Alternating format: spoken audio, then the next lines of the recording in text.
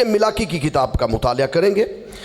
मिलाकी की किताब और उसका 3 बाब और उसकी 10वीं आयत से 12वीं आयत तक 3 आयात हैं और हम इन 3 आयात को दोबारा पढ़ेंगे।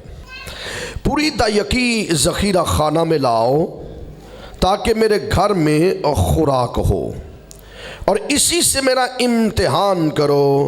कौन फरमाता है? ज़रा बुलंद आवाज़ से कौन फरमाता है? रब्बुल अफ़वाज फरमाता है कि मैं तुम पर आसमान के दरीचों को खोल कर बरकत बरसाता हूँ कि नहीं, यहाँ तक तुम्हारे पास उसके लिए जगह ना रहे। और मैं तुम्हारी खातिर टिड्डी को डांटूंगा और वो तुम्हारी ज़मीन के हासिल को बर्बाद ना करेगी और तुम्हारे ताकस्तानों का फल कच्चा ना झड़ेगा। कौन फरमाता है? ज़रा बुलंद आवाज़ से बोलिए, कौन फरमाता है? रब्बुल अफ़वाज। और सब कौमें तुमको मुबारक कहेंगी क्योंकि तुम दिलकुशा मुमलकत होगे। कौन फरमाता है? रब्बुल अफ़वाज। 3 आयात और तीनों मर्तबा एक ही लफ्ज़ है, एक शख्सियत है। कौन फरमाती है? अब इसका मतलब यह है कि इसके अंदर भी कोई मसखलत है, इसके अंदर कोई राज मख्फी है, राज छुपा हुआ है। अब ये 3 मर्तबा 3 आयात है, 3 आयात तीनों मर्तबा हर आयत के इख्तिताम पर, हर आयत के इख्तिताम पर रावी जो है या इल्हाम को लिखने वाला जो है वो ये कह रहा है कि ये मिलाकी नहीं फरमा रहा, ये कोई नबी नहीं फरमा रहा, ये कोई पैगंबर नहीं फरमा रहा, ये कोई रसूल नहीं फरमा रहा या कोई इंसान नहीं फरमा रहा, बल्कि कौन फरमा रहा है? रब्बुल अफ़वाज। जब रब्बुल अफ़वाज लफ्ज़ आता है तो रब से, रब का तो आपको तारुफ है ही। रब हम खुदावंद को कहते हैं, फारसी जुबान में रब आका को कहते हैं, खुदावंद को कहते हैं, मालिक को कहते हैं। या दूसरे लफ्ज़ों में हम इब्रानी सहाइफ में चले जाएं तो रब कहते हैं यहोवा को, रब कहते हैं एलोहीम को, रब कहते हैं एल शदाई को, रब कहते हैं यहोवा यरी को, रब कहते हैं यहोवा नसी को, रब कहते हैं यहोवा शालूम को, रब कहते हैं यहोवा अदोनाई को, रब कहते हैं यहोवा सबूत को। और अगर पुराने अहदनामा से नए अहदनामा में आए तो रब कहते हैं खुदा के बेटे यीशु मसीह को। लिखा है आसमान के तले, आसमान के तले जमीन के ऊपर आदमियों को कोई दूसरा नाम नहीं बख्शा गया और खुदा ने उसे सर बुलंद किया और उसे वो नाम बख्शा जो सब नामों से, ताकि हर एक घुटना उसके आगे झुके और हर जुबान ये इकरार करे कि यीशु ही। आज सुबह सुबह आपकी फैमिली की डायरेक्शन बदलेगी, ऐसे नहीं बदलेगी। यीशु ही क्या है? रब है, यीशु ही खुदा है। और बाइबल मुकद्दस में नए अहदनामा में यीशु मसीह ने कहा मैं बाप में से निकला और दुनिया में, और जिसने मुझे देखा उसने बाप को देखा क्योंकि मैं और बाप एक हैं। सो गोया रब की जब बात करते हैं तो यहोवा की बात हो रही है, रब की जब बात करते हैं तो एलोहीम की बात हो रही है, रब की जब बात करते हैं तो यीशु की बात हो रही है। तो सादा लफ्जों में बयान किया गया रब्बुल अफ़वाज। अब जब अफ़वाज लफ्ज आता है तो अफ़वाज फौज की जमा है, तो फौज अस्करी कुव्वत है, फौज मिलिट्री है। अब खुदा की मिलिट्री है, खुदा की फौज है, और उसकी फौज कौन सी है? खुदा की फौज कौन सी है? अगर वो रब है तो किसका रब है? अफ़वाज का। किसका रब है? अफ़वाज का। और अफ़वाज कौन सी है? रब्बुल अफ़वाज। अफ़वाज कौन सी है? लश्करों का खुदा।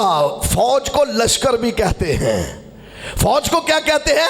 लश्कर। और फौज कौन सी है? ऐसी फौज जिसके पास हथियार है, ऐसी फौज जिसके पास भाले हैं, जिसके पास बर्छियां हैं, जिसके पास नेज़े हैं, जिसके पास बख्तर है, जिसके पास खोद है, जिसके पास जूतियां हैं। ऐसी अफवाज नहीं, बल्कि ऐसी अफवाज जिनके ऊपर वो बैठ के दुनिया की सैर करता है। और ये अफवाज मलाइक हैं, ये अफवाज फरिश्ते हैं। मेरा खुदा फरिश्तों के ग्रोह के अंदर हमेशा हमेशा रहता है। उसके दाएं भी फरिश्ते, उसके बाएं भी फरिश्ते, उसके आगे भी फरिश्ते, उसके पीछे भी फरिश्ते और उसके पांव के नीचे भी फरिश्ते, क्योंकि वो फरिश्तों के को हवाएं बनाकर अपनी कुदरत को और उनके रथों पर सवार होकर सफर करता है। इसलिए मिलाकी कहता है वो कौन है? फरिश्तों का मालिक, जिसने फरिश्तगान को तख्लीक किया है, जिसने फरिश्तगान को बनाया है। ऐसा खुदा जिसे रब्बुल अफवाज कहते हैं, लश्करों का खुदा। और बाइबल मुकद्दस में खुदा के लिए लश्करों का खुदा इस्तेमाल हुआ, और ये लश्कर जो है ये फरिश्तगान है।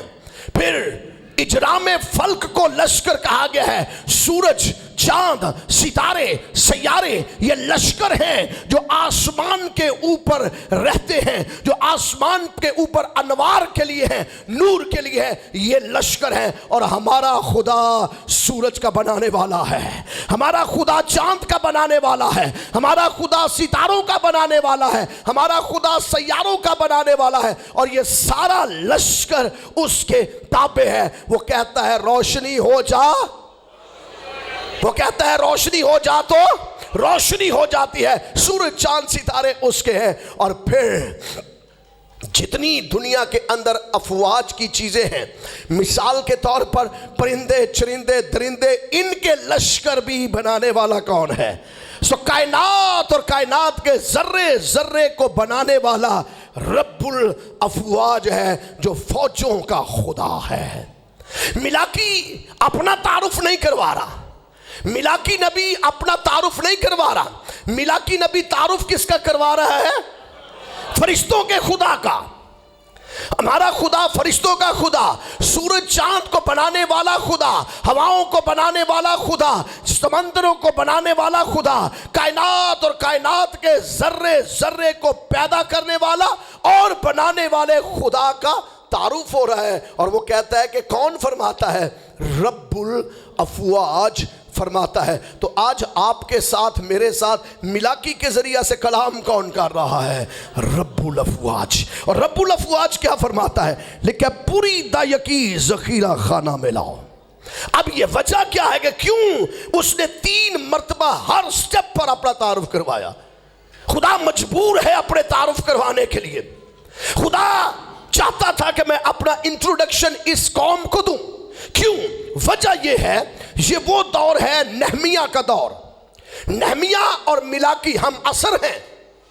नहमिया का दौर ऐसा दौर था कि जब इस्राएली जो थे वो बाबुल की असीरी के अंदर थे और वहां से वो निकल कर आए ही थे। 70 साल तक शरीयत को भूल गए। 70 सालों के अंदर से खुदा की खुदाबंदी को भूले हुए हैं। उनकी नस्लें बिगड़ चुकी हैं, बिगड़ी नस्लों के मालिक बन गए हैं। गलत तालीमात उनके अंदर आ गई है, सारी चीजें गलत हो गई। इसलिए मजबूरन जब उसने सहीफे को लिखा तो ये 4 अबवाब जो उसने लिखे, 4 अबवाब के अंदर हर दूसरी तीसरी आयत के बाद एक ही लफ्ज इस्तेमाल करता है, रब्बुल अफवाज फरमाता है। बहुत मर्तबा हर स्टेप पर वो ये कहता है रब्बुल अफवाज फरमाता है। क्यों? पहली बात नोट कर ले अपने ज़हनों में। पहली बात, इस्राइल को वो बताना चाहता था कि जिस खुदा ने तुम्हें मिस्र से निकाला और अब जिस खुदा ने तुम्हें इस गुलामी से, बाबल की गुलामी से निकाला, उसका नाम क्या है? उसका नाम क्या है? उसका नाम रब्बुल अफवाज है। अब रब्बुल अफवाज ने तुमसे कहा था कि तुमने अपनी दायकी लेकर आनी है, लेकिन तुमने जब इस्राइल ने वापस तुम आए हो तो तुमने अपनी दायकी देने से इनकार कर दिया। इस्राइली भूल गए तालीमात को। और अब खुदा ने जो यहां इंट्रोडक्शन दिया और कहा कितनी दायकी लाओ, इसका मतलब है इस्राइली दायकी तो देते थे।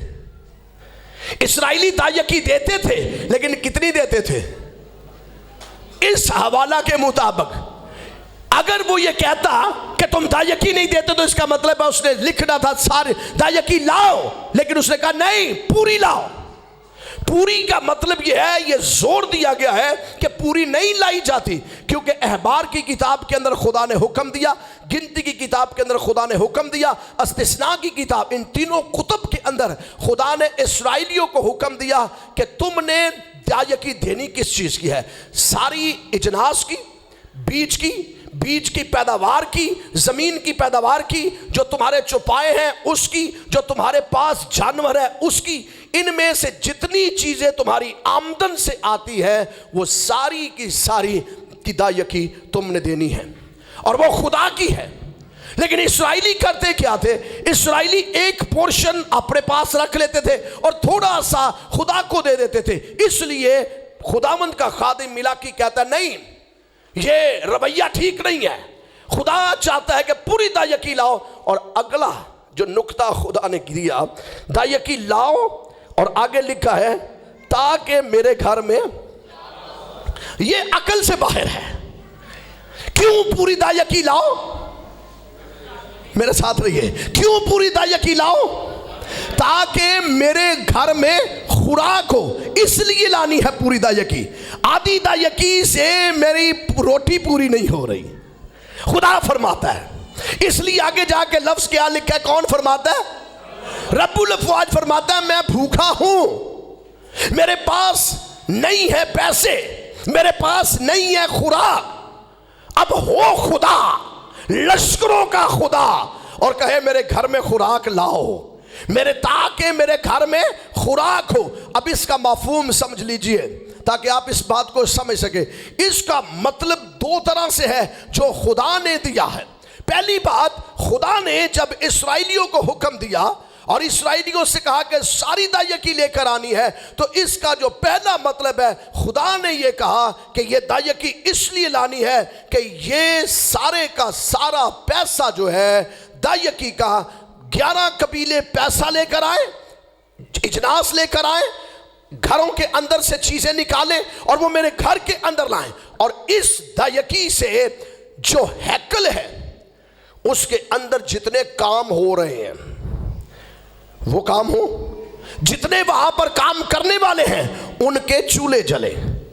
और खुदा ने उनसे कहा कि जब ये दायकी लेकर आए तो इस दायकी की भी दायकी निकालें।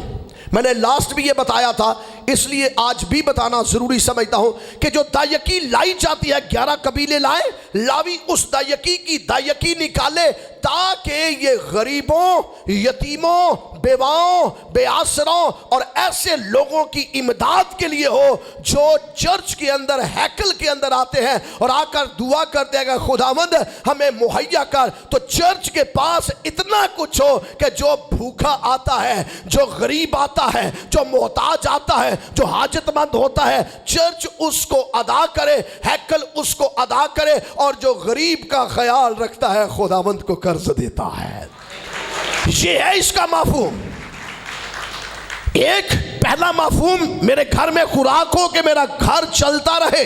आज यूरोप और अमेरिका के अंदर, दुनिया की बड़ी बड़ी मुमलकतों के अंदर चर्च लॉक हो रहे हैं।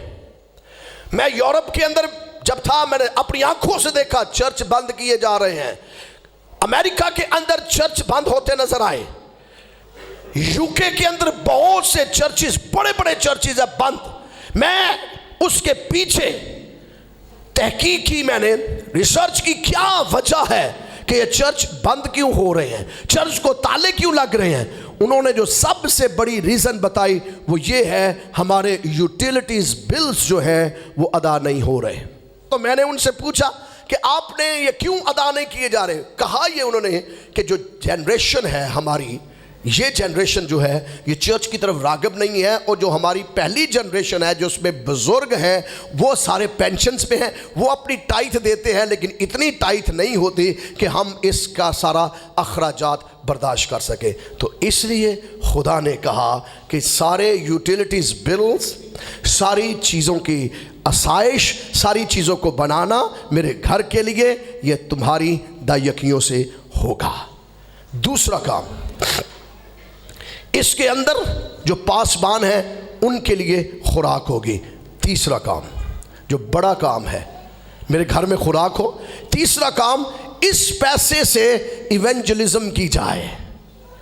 आपने देखा होगा कि पाकिस्तानी चर्चिज ही हैं जो सिर्फ मांगते हैं। दुनिया के ऊपर उन्होंने फोकस किया, जी मुझे ये पैसा देगा तो ये हो जाएगा, ये पैसा देगा तो ये हो जाएगा। अब बाहर के लोग पैसा भेजते हैं पाकिस्तान में, वो कहाँ से भेजते हैं? अपनी मिलों से नहीं भेजते, वो अपनी टाइथ पूरी की पूरी चर्च में दे देते हैं। और जब वो टाइथ चर्च में दे देते हैं, चर्च एकदम बूस्टअप हो जाता है।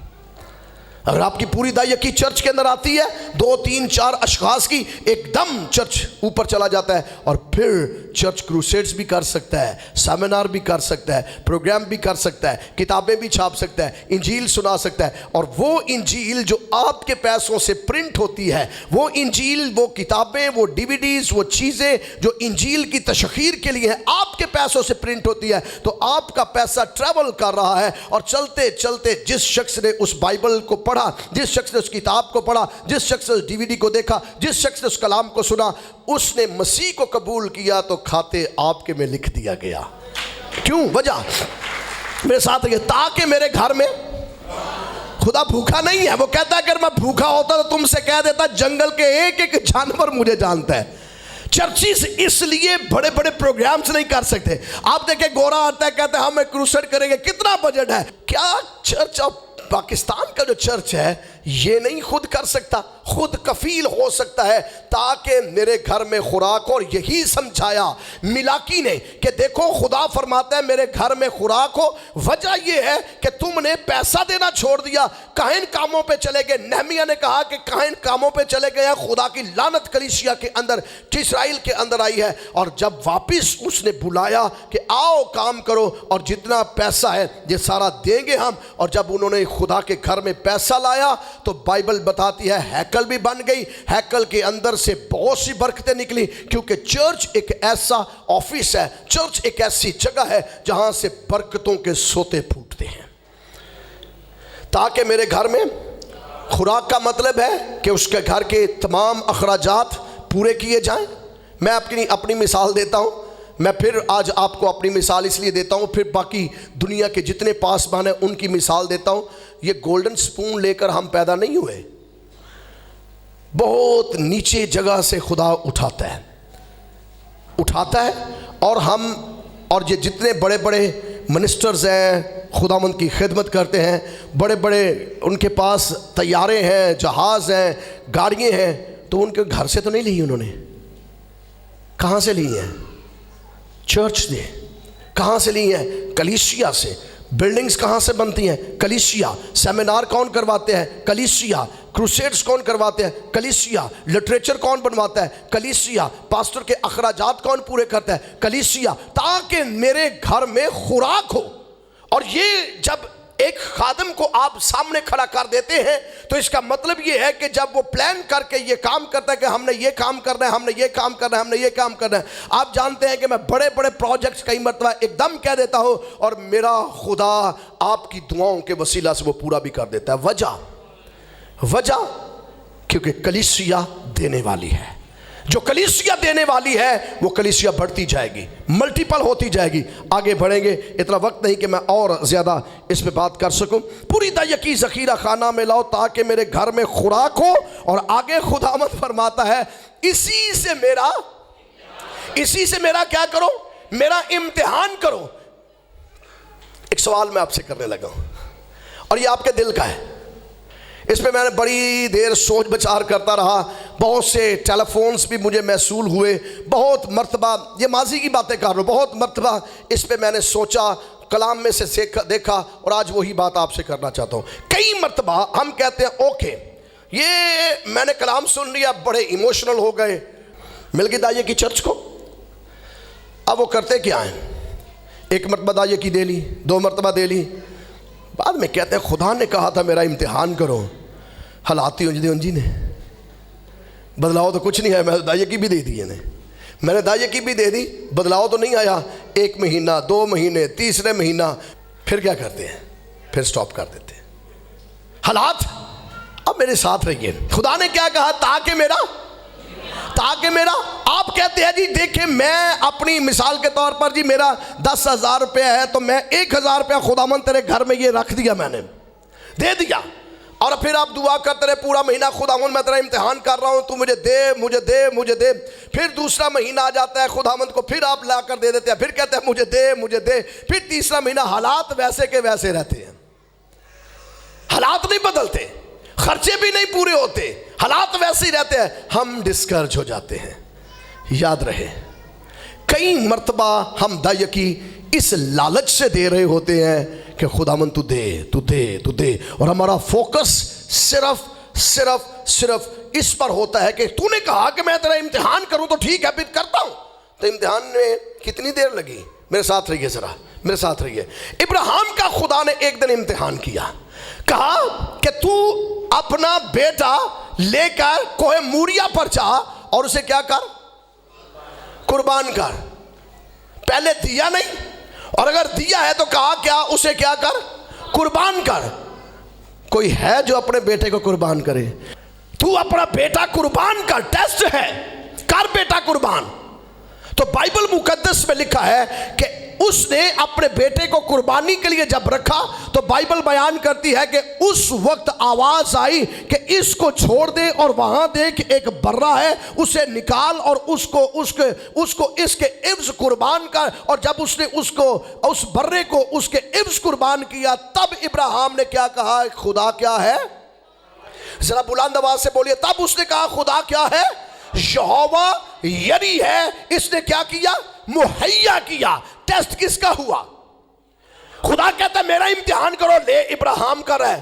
तो खुदा दायकी के अंदर हमारा इम्तिहान लेता है। अपनी तनख्वाह अपनी सैलरी में से निकालना या अपने जो आपके अखराजात है उसको कट करके कहना खुदावंद ये तेरे लिए मुख्तस है। दूसरी बात, खुदा कहता है मुझे आसमा, खुदा कहता है मुझे आजमा, और बाइबल बयान करती है खुदा ने कहा मुझे आजमाओ ना। जैसे मुरीबा में जंगल के दरमियान तुमने मुझे आजमाया, मर गए सारे, हलाक कर दिए। कौन है जो खुदा को आजमा सकता है? इसका मतलब है हम खुदा को आजमा नहीं सकते। तो अगर खुदा कहता है मुझे आजमाओ तो हम उसे आजमाएं। बरकत जो है, मैं आपको सिखाना चाहता हूं बरकत आएगी कब, कैसे आएगी। हम हमारा जो पीरियड है ना, टाइम ड्यूरेशन है, हम बड़े उतावले हो जाते हैं, हम जल्दबाज हो जाते हैं, हम उस पर तवक्कल नहीं करते। अब आप देखिए कि हम इसलिए परेशान हो जाते हैं कि 1 महीना हमने काम किया, 2 कर लिया, 3 कर लिया, इसके बाद हम कहते हैं नहीं नहीं बस बस बस कोई बरकत बुरकत नहीं। वेट करें, इंतजार करें। यही तो आपकी आजमाइश है, यही तो आपकी आजमाइश है कि आप 1-2 महीने अपनी सैलरी में से निकाला, अपनी आमदन में से निकाला, और फिर आपके पास इंतजार नहीं है। बाइबल मुकद्दस बयान करती है कि खुदा इंतजार करवाता है, टाइम देता है। अब दूसरी बात, इसी से मेरा इम्तिहान करो, और आगे फिर स्टेटमेंट क्या है? कौन फरमाता है? रब्बुल अफ़वाज फरमाता है टेस्ट करो, दो और टेस्ट करो। और टेस्ट क्या है आगे सीखेंगे हम। टेस्ट है क्या? आगे लिखा है पूरी दायकी ज़ख़ीरा खाना में लाओ ताकि मेरे घर में खुराक हो, इसी से मेरा इम्तिहान करो। रब्बुल अफ़वाज फरमाता है कि मैं तुम पर आसमान के दरीचे खोलकर बरकत बरसाता हूं या नहीं, हूं या नहीं, है या ना। 3 महीनों के अंदर कितनी बरकत लेना चाहते हैं? 1 महीने के अंदर कितनी बरकत लेना चाहते हैं? आप समझते हैं कि मैं 1 महीना दायकी दूंगा तो मेरी डबल तनख्वाह हो जाएगी, मेरी डबल। आप मेरा और आपका फोकस सिर्फ पैसा कई मर्तबा होता है, लेकिन खुदा पैसे से अगली जानिब हमें लेकर जाता है। हम सिर्फ अपनी सैलरी पर, हम सिर्फ अपनी आमदन पर फोकस करते हैं। ये डबल क्यों नहीं हुई, ये क्यों नहीं मल्टीपल हुई, ये क्यों नहीं बढ़ी। ऐसा खुदा नहीं चाहता कि आप करें। खुदा इससे आगे आपको लेकर जाना चाहता है। खुदा फरमाता है कि मैं आसमान के दरीचे खोलूंगा। पहली बात, तू मेरी आजमाइश कर तो मैं क्या खोलूंगा? आसमान के दरीचे खोल ले। खुदा ने नूह के जमाना में खोले, मैं साथ रहिए, लेकिन आसमान के दरीचे खोलने से पहले नूह से कहा, नूह कश्ती बना, क्योंकि मैं जमीन पर, मेरे साथ रहिए, ऊपर नीचे जितने हैं, मैं जमीन पर क्या भेजने लगा हूं? तूफान भेजने लगा हूं। आखिरकार कितनी देर में तूफान आया? मेरे साथ रहिए, कितनी देर में तूफान आया? कितनी देर में आसमान के दरीचे खुले? 120 सालों के बाद आसमान के दरीचे खुल गए। कभी आजमाया इस तरह हमने? वेट किया इतना? हमारा खुदा जनरेशन का खुदा है, हमारा खुदा नस्लों का खुदा है। वो बरकत मल्टीपल करके ट्रांसफर कर देता है। अब आगे इस भेद को समझिए। मैं आसमान के दरीचे खोलूंगा, लेकिन तुम्हें वेट करना पड़ेगा। नूह से पहले से प्लान डिस्कस कर दिया, नूह तू कश्ती बना, क्योंकि इतना तूफान आएगा कि आसमान और जमीन का पानी एक कर दूंगा मैं। नूह अगर जल्दबाज होता तो कहता, खुदावंद 120 साल हो गए हैं, मजाक तमस्करे मेरी जिंदगी का हिस्सा और मरकज बन चुके हैं, खुदा कौम मेरे खिलाफ है, कैसे ये होगा? लेकिन खुदा ने कहा, मुझे आजमाओ, टेस्ट करो। और टेस्ट करने के लिए पीरियड चाहिए या नहीं? कितनी देर लगती है बच्चे को टेस्ट देने के लिए? जी मेरे साथ रहिए, कितनी देर लगती है? और हम खुदा के लिए इतने जल्दबाज, हम अपने बच्चों को एग्जाम, फाइनल एग्जाम के लिए कितनी देर प्रेपरेशन उनकी करवाते हैं। फेल पास का मुझे पता चलना चाहिए। हमारी जो जबिल्लत है खुदा के लिए ये है कि हम खुदा को देते हैं और कहते हैं नहीं अभी अभी अभी जल्दी जल्दी कर दे। और ये मौज से नहीं खुदा करता इस तरह। खुदा अगर इब्राहिम से टेस्ट लेता है, अगर नूह का टेस्ट लेता है, फिर जाके बरकत को नाज़िल करता है, तो ये टाइम है कि क्या आप खुदा के साथ वफादार भी हैं या नहीं। पहली बात, वो आपकी वफादारी को चेक कर रहा है। और उस टाइम में मैंने एक बात आपसे कही कि वो दाई की जो आप लाते हैं वो जिंदगियां बदल रही होती हैं, वो आगे ट्रांसफर हो रही होती है। आपका पैसा जिंदगियों के अंदर काम कर रहा होता है, आपको पता नहीं होता। खुदा वो टेस्ट पीरियड आपका चल रहा होता है। किसी जिंदगी के अंदर यहाँ गया, किसी जिंदगी के अंदर इस तरफ गया, यहाँ बहुत सी बच्चों की फीसें दी जाती हैं, चीज़ें दी जाती हैं। तो ये पादरी जमील अपनी जेब से 1 रुपया किसी को नहीं देता। तो ये जिंदगियां बदल रही हैं। जिंदगियों के अंदर जा रहा है। किसी बच्ची को आप जहेज दे रहे हैं, किसी को आप मोटर बाइक दे रहे हैं, किसी को आप रिक्शा दे रहे हैं, किसी के घर के अंदर राशन डाल रहे हैं, किसी के घर के अंदर आप उनका चूल्हा जला रहे हैं। तो ये जलाने वाला कौन है? अगर आप 1000 रुपया लेकर आ रहे हैं तो उसका हिस्सा खुदा के कामों के अंदर निकल रहा है। तो वो टाइम है जो हाँ खुदा आपको आजमा रहा है। और वो लोग जब आपके लिए हाथ उठाते हैं, आपको नहीं पता चल रहा होता, आपके लिए लोग दुआएं कर रहे होते हैं। ये पैसा फजूल नहीं जा रहा, ये बीज बोया जाता है।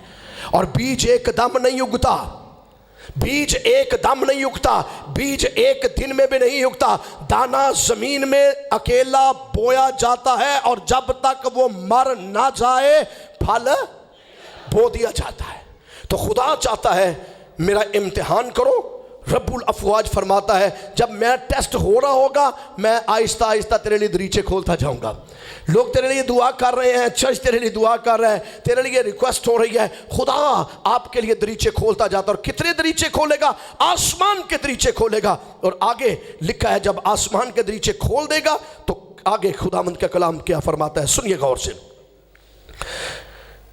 यहां तक कि तुम्हारे पास रखने के लिए जगह ना रहे। इतनी बरकत बरसाऊंगा, इतनी बरकत बरसाऊंगा कि तुम्हारे पास रखने के लिए भी जगह ना रहेगी। इस पे थोड़ी देर के बाद हम आगे बढ़ते हुए बात करेंगे क्यों खुदा कहता है कि तेरे पास रखने के लिए जगह ना होगी। आगे लिखा है कि मैं तुम्हारी खातर टिड्डी को डांटूंगा। पहला काम मैं क्या करूंगा? फसल जब बोई जाती है कितने दिनों में बन जाती है? 6 महीने, 6 महीने तो लग जाते हैं ना। तो आप अगर खुदा के काम को कर रहे हैं तो इसराइलियों को खुदा ने कहा कि मैं टिड्डी को डांटूंगा, हालांकि इसराइलियों को खुदा ने हुक्म दे टिड्डियों को खा जाओ।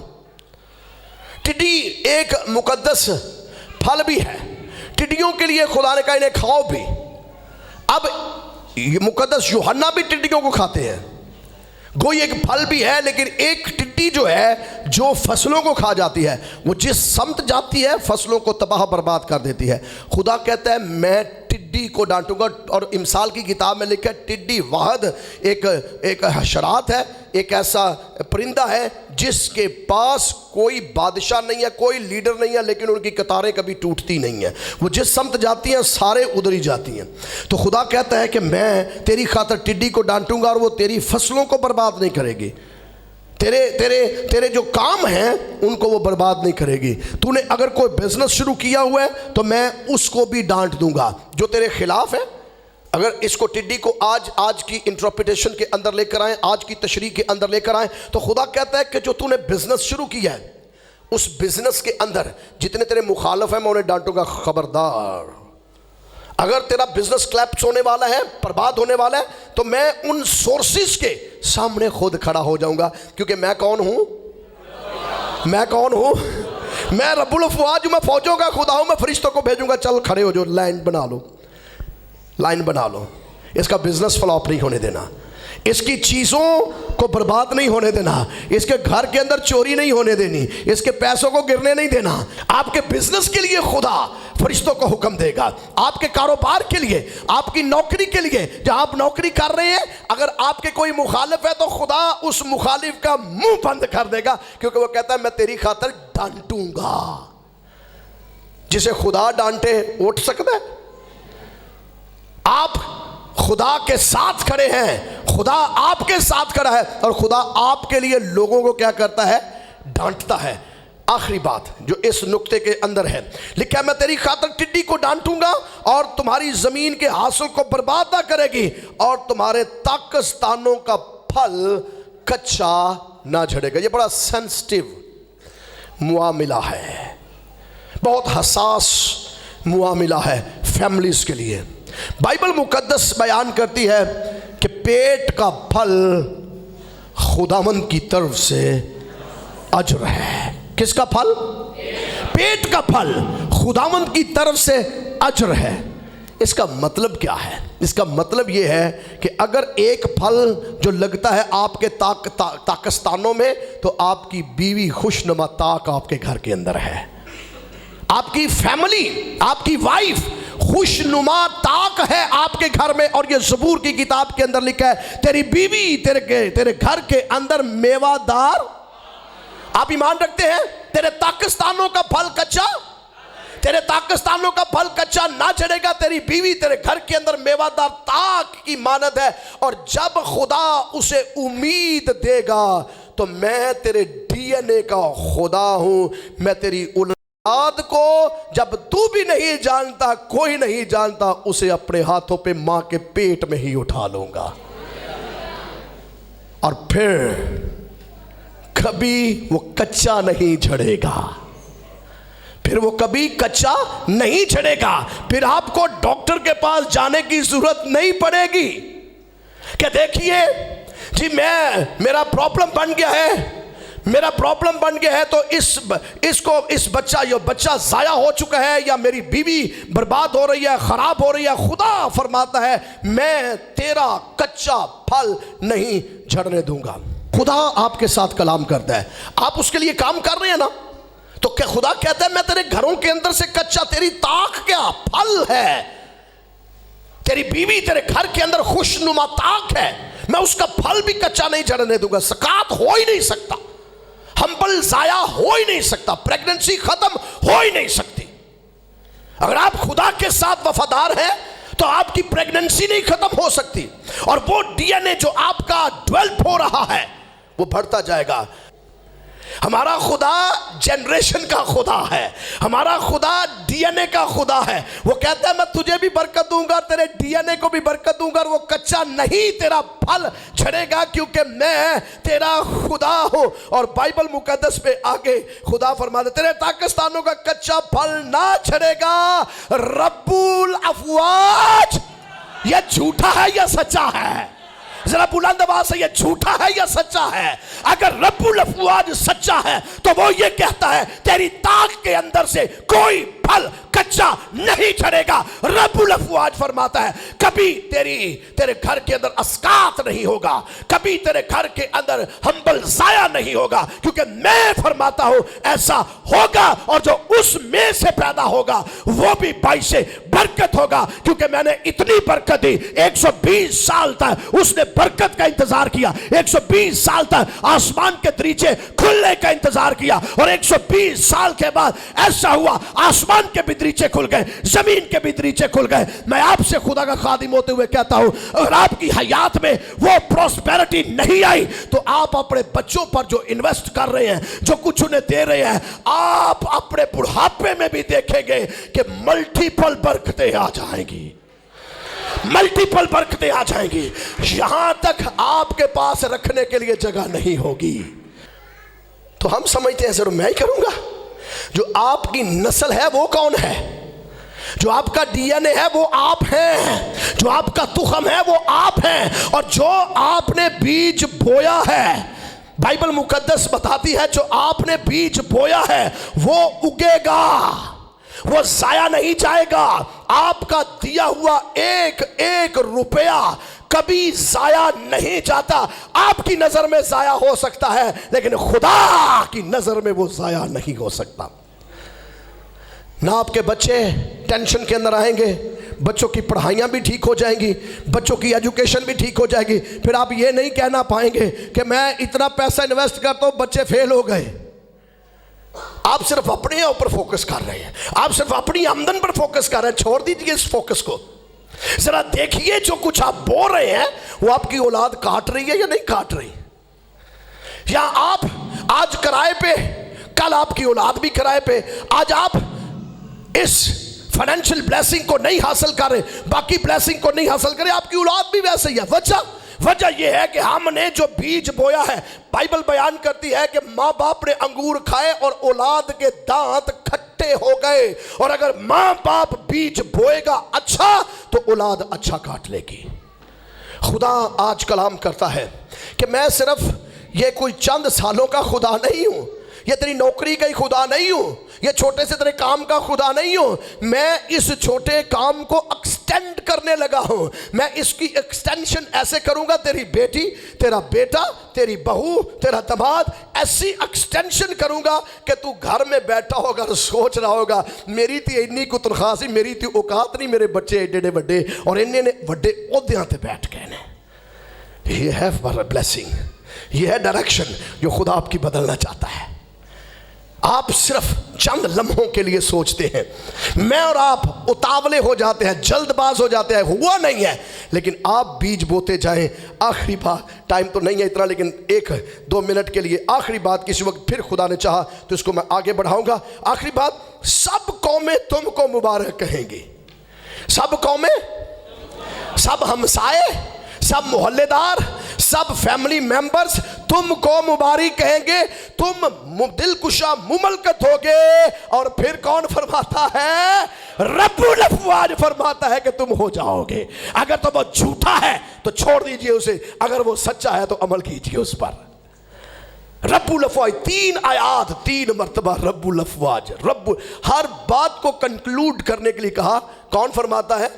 रब्बुल अफ़वाज फरमाता है। और रब्बुल अफ़वाज फरमाता है पूरी दायकी मेरे घर में लाओ। और आज मैं आपको चैलेंज देना चाहता हूँ। मेरा एक टाइम था, रवैया ये था कि जब मैंने दायकी पर खुदा के कलाम को सुना, कबूल किया, तो मैं अपना 10वां हिस्सा देता रहा शुरू से, पहले दिन से। आज की बात नहीं है। जैसे जैसे खुदा मुझे बरकत देता गया, मैं 10वें से ज़्यादा करता गया, फिर उससे भी ज़्यादा करता गया, फिर उससे भी। आज टाइम है मैं 90% खुदा को दे रहा हूँ। मैं खुदावंद का खादिम होते हुए आपसे फिर कह रहा हूँ, मैं 90% जो खुदा मुझे देता है उसका 90% हिस्सा तकरीबन खुदा को दे रहा हूँ। आप अपनी आँखों से इस बीज को उगते देखेंगे, आज नहीं तो कल देख लेंगे, अपनी हयात में देखेंगे। और आपकी वो औकात नहीं होगी जो वो बना के रख देगा। बड़ी जॉब, बड़ा दर्जा, बड़ा स्टेटस खुदा दे देता है। और ये वो टाइम आपको याद आएगा कि खुदावंद मैं तेरे साथ वफादार हूँ। अगर खुदा के साथ आप वफादार हैं तो वो आपके साथ अकेले के साथ वफादार नहीं है, आप अकेला फोकस करते हैं कि मैं देता हूँ, नहीं, वो आपको अकेले को वफादार नहीं बनाता। आज आप देख लें, जो लोग अपनी रेगुलर दायकीज़ देते हैं, एक टाइम आता है उनकी औलादें, उनके बेटे, उनकी बेटियां सुपर नेचुरल तौर पर खुदा वसाइल मुहैया करना। तेरी खातर टिड्डी को डांटूंगा, तेरी खातर मैं खुद खड़ा हो जाऊंगा, तू मेरे साथ वफादार है। देखिए, अगर कोई बाइबल मुकद्दस को प्रिंट करवाता है, मेरे साथ रहिए, अगर कोई बाइबल मुकद्दस की प्रिंटिंग करवाता है, अगर कोई बाइबल मुकद्दस के मैसेजेस प्रिंट करवाता है, अगर कोई बाइबल मुकद्दस की तशहीर करता है और वो लोग इस बाइबल को पढ़ते हैं, उनकी ज़िंदगियां बदल जाती हैं, तो वो ज़िंदगियां बदलती किसके वसीला से है? पैसे के वसीला से, और आप वो पे कर रहे हैं। खादम टूल है जो जाता है। देखिए, अगर ये बाइबल ना होती तो मैं जानता बाइबल को, मेरे साथ रहिए, मैं जानता। और अगर बाइबल है तो इसके पीछे पैसा है या नहीं? पैसा है। और अगर वो पैसा है तो वो पैसा किसका है? वो खुदा के लोगों का है। और वो खुदा के लोग कौन है? वो आप हैं। इस तरीके से, ताकि मेरे घर में खुराक हो। तुम मेरे घर में खुराक रखो तो मैं तुम्हारे घर में खुराक डाल दूंगा। आपने सर को झुकाया।